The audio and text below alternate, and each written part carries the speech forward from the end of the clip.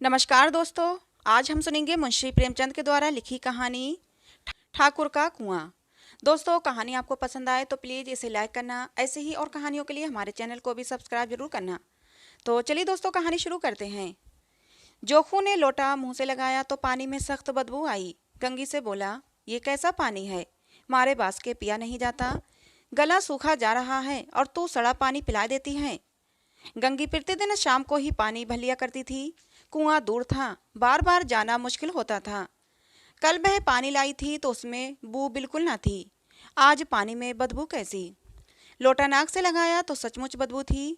जरूर कोई जानवर कुएं में गिरकर मर गया होगा, मगर दूसरा पानी कहाँ से आवे। ठाकुर के कुएं पर कौन चढ़ने देगा।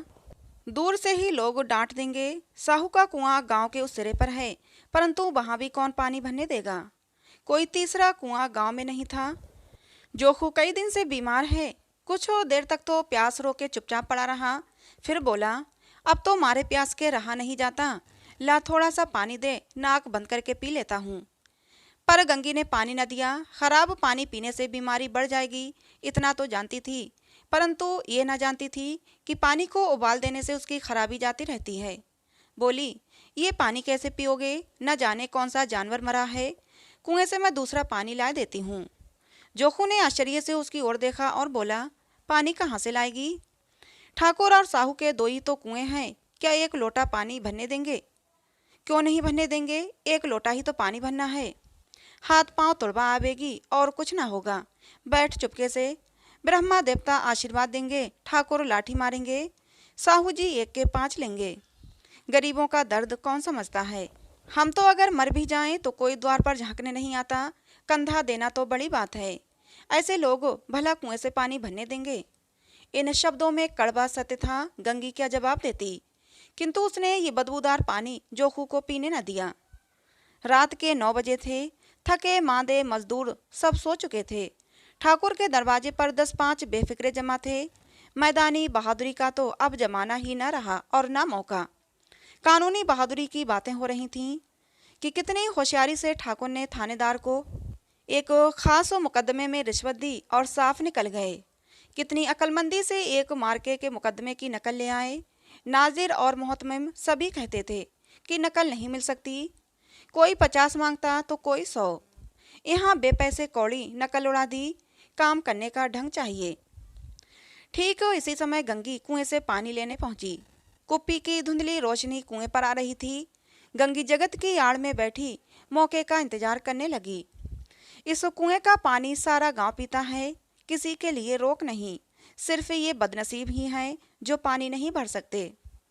गंगी का विद्रोही दिल रिवाजी पाबंदियों और मजबूरियों पर चोटें करने लगा। हम क्यों नीच हैं और ये लोग क्यों ऊंच हैं, इसीलिए कि ये लोग गले में तागा डाल लेते हैं। यहाँ तो जितने हैं एक से एक छटे हुए हैं। चोरी ये करें, जाल फरेब ये करें, झूठे मुकदमे ये करें।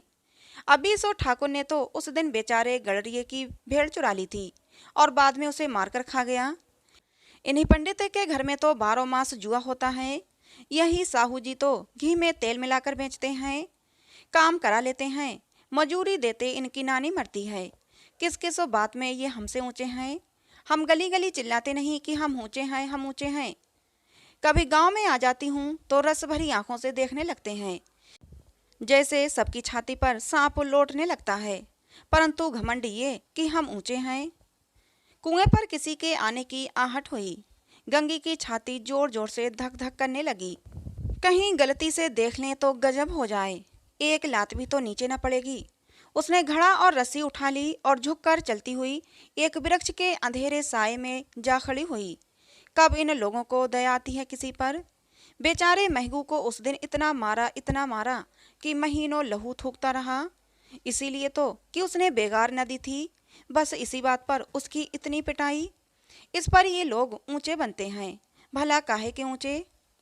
कुएं पर स्त्रियां पानी भरने आई थीं। उनमें बातें हो रही थीं। एक बोली, खाना खाने चले और हुक्म हुआ कि ताज़ा पानी भर लाओ, घड़े के लिए पैसे नहीं हैं। दूसरी स्त्री बोली, हम लोगों को आराम से बैठे देखकर तो जैसे मर्दों को जलन होने लगती है।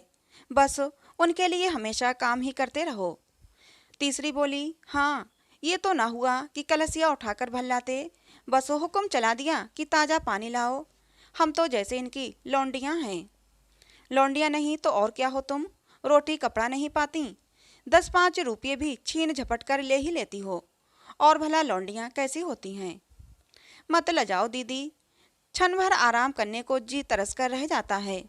इतना काम अगर किसी दूसरे के घर कर देते तो इससे कहीं ज़्यादा आराम से रहते। ऊपर से वह एहसान मानता। पर यहाँ तो काम करते करते मर जाओ, पर किसी का भी मुंह सीधा नहीं होता। दोनों पानी भरकर चली गईं तो गंगी वृक्ष की छाया से निकली और कुएं की जगत के पास आई। बेफिक्रे चले गए थे। ठाकुर भी दरवाजा बंद कर अंदर आंगन में सोने जा रहे थे। गंगी ने क्षणिक सुख की सांस ली। किसी तरह मैदान तो साफ हुआ। अमृत तो चुरा लाने के लिए जो राजकुमार किसी जमाने में गया था, वह भी शायद इतनी सावधानी के साथ और समझ बूझ कर न गया होगा। गंगी दबे पांव कुएं की जगत पर चढ़ी। विजय का ऐसा अनुभव उसे पहले कभी न हुआ था। उसने रस्सी का फंदा घड़े में डाला, दाएं बाएं चौकन्नी दृष्टि से देखा, जैसे कोई सिपाही रात को शत्रु के किले में सुराख कर रहा हो। अगर इस समय वह पकड़ ली गई तो फिर उसके लिए माफी या रियायत की रत्ती भर भी उम्मीद नहीं थी। अंत में देवताओं को याद करके उसने कलेजा मजबूत किया और घड़े को कुएं में डाल ही दिया। घड़े ने पानी में गोता लगाया, बहुत ही आहिस्ता आहिस्ता, जरा भी आवाज न हुई। गंगी ने 2-4 हाथ जल्दी जल्दी मारे।